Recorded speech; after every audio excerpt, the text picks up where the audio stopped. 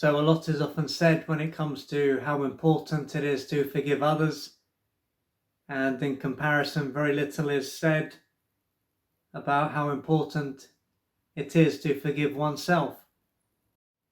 And after thinking about this for a little while, and self-forgiveness is also something that I speak about in my How to Develop Self-Love and Self-Worth How-To Guide, I ended up writing an article titled, "Do You Need to Forgive Yourself?" And this is what I said.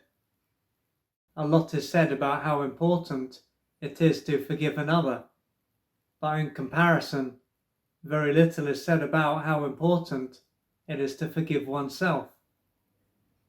It could be said that one reason for this is that if someone blames another, it will be easy to spot, whereas if they blame themselves, this won't be the case.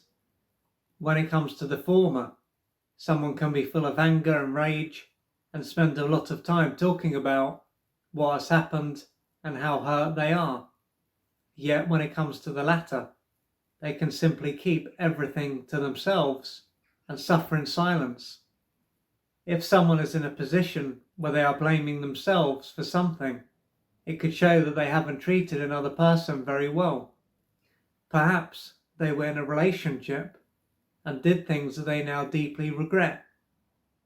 However, although they will be blaming themselves for what took place and suffering as a result, it doesn't mean that they will be fully aware of this. In this case, they will feel bad about what happened, but they might not have taken a step back and been able to see how destructive their behavior is. So, they can feel guilty and ashamed, finding it hard to feel good, and they can punish themselves in a variety of different ways. This can mean that they will often feel low and depressed and even suicidal. As for how they will punish themselves, there can be how they talk to themselves, and they can deprive themselves of what they need and want at times. Quite simply, this will be a way for them to try to make up for what they have done. Therefore, laying into themselves and living a miserable existence will allow them to pay off what they owe. But while this is what part of them will believe, what they may see if they were to step back is that this approach is not working. They may have been punishing themselves for a number of months or even years, and this need might not have subsided. In fact, it might have gotten stronger as time has passed. It might then occur to a part of them that they could punish themselves for eternity and it wouldn't change anything. What they will need to think about at this point is that they can't change what has taken place. If they had a time machine, it would be different, but they don't. Along with this, what they can also keep in mind is that there is a strong chance that they did the best that they could with what they knew at the time.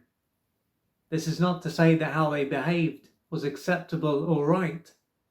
It means that if they had known better, they would have done better. Or to be more precise, they did the best that they could at an emotional level, as most likely what is going on for them at this level was what defined how they behaved, not what they knew at an intellectual level. Without this understanding in place, it is to be expected that they would punish themselves for what has taken place. This will show that they have a conscience and can see when they have made a mistake. But through having this understanding in place, they will be able to see that as they are on the other side, so to speak, they have access to information that they didn't have at the time. In other words, if they knew then what they know now, at both an intellectual and emotional level, they probably wouldn't have behaved how they behaved.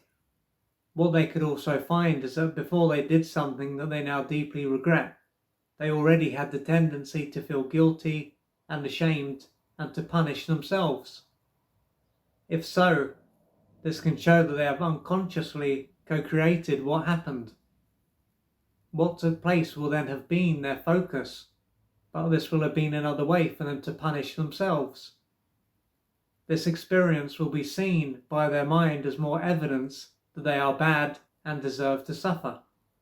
This can show that they are emotionally attached to feeling guilty and ashamed, and it will then be normal for them to unconsciously create situations that are in alignment with this and to engage in self-sabotage. They can find that they are emotionally attached to feeling bad and worthless too. When it comes to why they would be this way, it can be due to what took place during their formative years. This may have been a time when they were abused and or neglected, and as they were egocentric, they would have personalized what took place. It was then not that one or both of their parents were deeply wounded and harmed them as a result. No, it was that there was something inherently wrong with them. This would have caused them to believe that they were bad, worthless, and unlovable, and deserved to be punished. This would have been a time when they became emotionally attached to feeling guilty and ashamed and formed a disempowering self-image. They may have also come to believe that they were unworthy of life and didn't deserve to exist. With this in mind, what has happened to them as an adult could be seen as destined to happen. They have recycled the past, and until they question what they believe about themselves and face and work through their emotional wounds, they are likely to continue to have experiences where they feel guilty and ashamed and have the need to punish themselves. The time has come for them to be kind and compassionate to themselves, as they have suffered for long enough.